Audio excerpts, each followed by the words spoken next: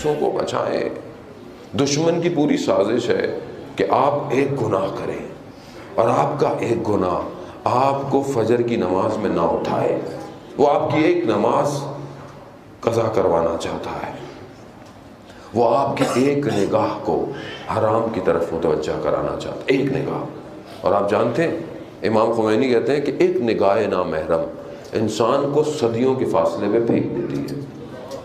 میری تو زندگی صدی ہے ہی نہیں. اور میں نے ایک اور عالم کا قول پڑھا جو کہتے تھے کہ ایک نگاہ نامحرم 2000 سال پیچھے پھینک دیتی ہے. 2000 سال. میری تو عمر نہیں ہے, میں اب کتنا جیوں گا؟ 50 سال. 50 سال بھی جیتا ہوں تو میں 1950 سال مائنس ہوں. اسی لیے کہا ہے کہ شب قدر میں جاگو اور عبادت کرو. ایک رات 1000 مہینوں سے افضل ہے رات. یعنی ایک رات میں we can travel many years. ایک رات میں سمجھیں, اپنے دلوں کو پاک کریں. میں بہرحال جوان بیٹھے واقعہ میں پہلے کئی دفعہ پڑھ چکا ہوں بہرحال ان کے قلوب کے منور کے لیے کہ کتنا اہم ہے یہ جوان. میر داماد کا واقعہ کہ جو عالم دین تھے ان کے لیے, ان کے والد کے لیے کہا جاتا ہے. اصفہان کا واقعہ. اصفہان میں تھے, بادشاہ کے گھر, جو بادشاہ تھا اس کے گھر میں جھگڑا ہو گیا. ایک بیٹی بادشاہ کے گھر سے نکل گئی. بادشاہ کو پتہ چلا کہ اہل حرم میں سے ایک بیٹی نہیں ہے. کہا ڈھونڈو. پورا شہر ڈھونڈتے رہے, نہیں ملی. رات ہو واپس آ گئے. صبح جب ہوئی تو بیٹی واپس آ گئی.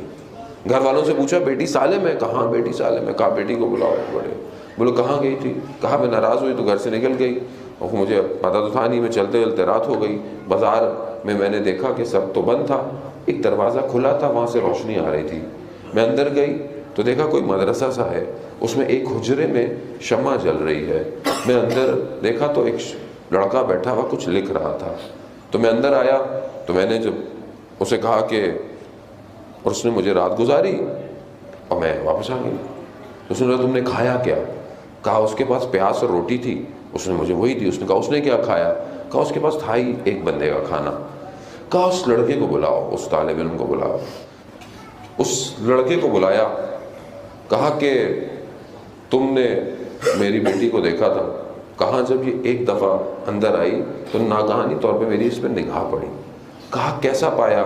کہا میں نے اس سے پہلے کسی کو دیکھا نہیں تھا, تو میں نے اس سے بہتر کسی کو دیکھا ہی نہیں آج تک. کہا تو پھر کیا وجہ تھی کہ یہ ساری رات تمہارے کمرے میں رہی, تم نے اس کو دوسری دفعہ نہیں دیکھا؟ یہ جوانوں کے لیے ظالم ہوتا ہے. وہ کہتا ہے کہ میں رات کو, اس نے اپنے ہاتھ کو اپنے لباس میں رکھا ہوا تھا. اس نے کہا کہ میں جب رات کو میرا نفس کھنچتا تھا تو میں اپنی ایک انگلی کو اس جلتی ہوئی قندیل کے اوپر رکھ دیتا تھا اور خدا سے کہتا تھا خدا میری عفت اور پاک دامنی کو بچا لے, میں تیری بارگاہ میں گناہگار نہیں آ سکتا. کہتا ہے پھر رات گزرتی تھی تو پھر میں دوسری انگلی, کہتا ہے اس طرح میں نے اپنی, پھر اس نے اپنا ہاتھ نکالا, اس کا پورا ہاتھ جلا ہوا تھا. کہا میں نے ساری رات ایک ایک کر کے اپنے انگلیاں کو جلا دیا اور صبح ہو گئی. کیوں عزیزان محترم؟ کیونکہ آتش جہنم کئی زیادہ خطرناک ہے اس آگ سے, بہت خطرناک. میرا چوتھا امام سجدے کی حالت میں ہے, گھر میں شور ہوا کہ آگ لگ گئی ہے. امام نے سر نہیں ہٹایا.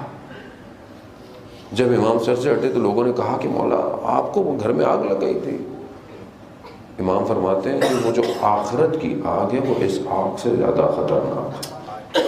خطرہ ہے, متوجہ ہوں. یہ تھوڑی دیر کی لذت ہے. میرا امام مولا کائنات علی ابن ابی طالب علیہ الصلوۃ والسلام, اللہم صلی علی محمد, مولا کائنات فرماتے ہیں کہ گناہ کی لذت تھوڑی دیر کے لیے ہے اور اس کا پچھتاوا بہت طولانی ہے, بہت لمبا ہے. گناہ کرتا ہے نا, اس کی لذت, اس کا مزہ تھوڑی دیر آتا ہے, لیکن اس پہ شرمندگی بہت دیر تک رہتی ہے. اپنے آپ کو بچائیں عزیزان محترم, اپنے آنکھوں کو, اپنے وجود کو پاک کریں. اس پاکیزگی کا خریدار